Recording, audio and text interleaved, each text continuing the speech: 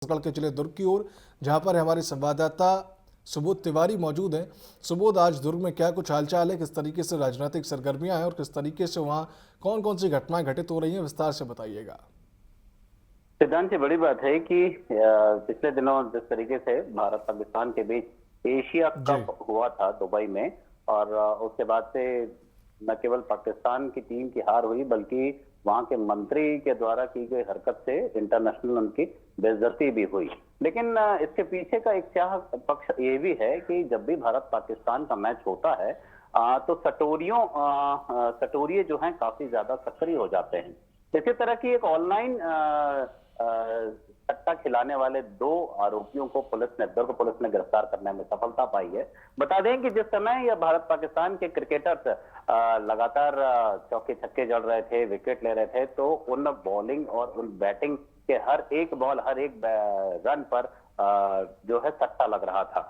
ऐसे सट्टा लगाने वाले दो लोगों को दुर्ग पुलिस ने गिरफ्तार किया है। उनका अगर दुर्ग पुलिस की माने तो एक वैशाली नगर निवासी है गजेंद्र साहू, और जो कि और उर्फ दादू, जो कि स्मृति नगर और वैशाली नगर विधानसभा क्षेत्र का रहने वाला है, और दूसरा है एक नमन गुप्ता।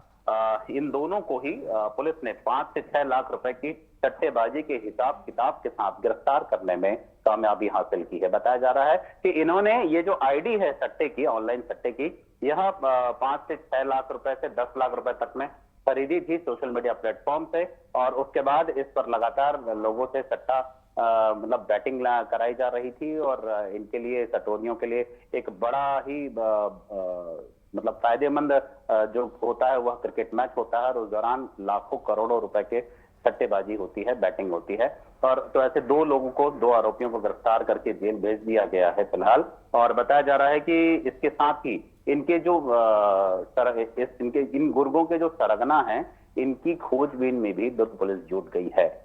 यूं तो पहले ही महादेव सट्टे को लेकर लगातार कार्रवाई चल रही थी, जिसमें रेड्डी अन्ना और भी दूसरे नाम से, लोटस के नाम से भी ऑनलाइन सट्टा चल ही रहा था। अब उसके बाद यह दो और सटोरियों को पुलिस ने गिरफ्तार किया, तो हो सकता है आने वाले समय में इनके सरगनाओं तक पहुंचकर पुलिस एक बड़ा खुलासा करे, बड़े आरोपियों को भी धरपकड़ हो।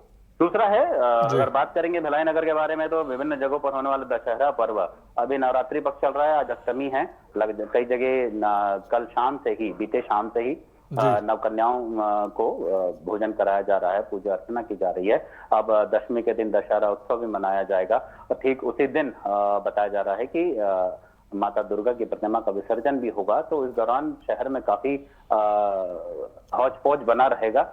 तो ऐसी स्थिति में दुर्ग पुलिस ने कवायद की है कि सभी जितने दशहरा समितियां हैं उन्हें बुलाकर एक बैठक ली, और बैठक के दौरान तय किया गया कि दशहरा समितियों के आसपास जिस तरीके से दुर्गा पूजा समिति और गणेश पूजा समितियों को दिशा निर्देश दिए गए थे, तो उनसे बॉन्ड ओवर भरवाया गया था सुरक्षा व्यवस्था के मद्देनजर, तो उसी तरीके से इनके साथ भी ये चर्चा हुई है। और साथ ही सीसीटीवी कैमरे लगाए जाने की बात कही गई है। दशहरा स्थलों पे जहां रावण दहन होता है, वहां पर अक्सर चैन स्केचिंग की घटनाएं, पॉकेट मारी की घटनाएं, तमाम तरह की घटनाएं भी घटती हैं। तो ऐसी स्थिति में इन लोगों को कानून व्यवस्था की निर्मित ना हो, लोग भी इस तरह के अपराधियों से बचे।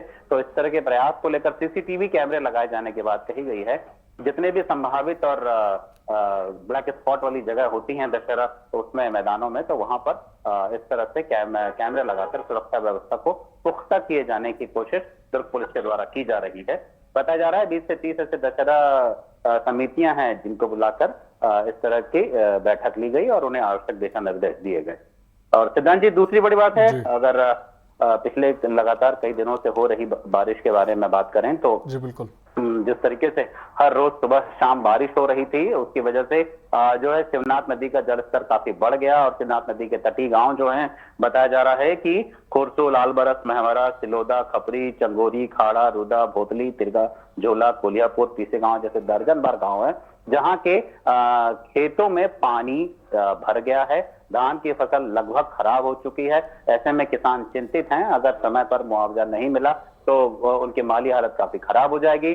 तो इस बात की जानकारी विधायक, जो ग्रामीण क्षेत्र के विधायक ललित चंद्राकर को भी दी गई। तो उन्होंने अपनी टीम के साथ ये पूरे क्षेत्र का दौरा किया, और जो कृषि विभाग के अधिकारी हैं, जिला प्रशासन के अधिकारी, जिम्मेदार अधिकारी हैं, उन्होंने दिशा निर्देश दिए कि जल्द से जल्द सर्वे कराया जाए ताकि एक वाजिब मुआवजा जो है, क्षतिपूर्ति जो है वो किसानों को मिले और उनके नुकसान की भरपाई हो जाए।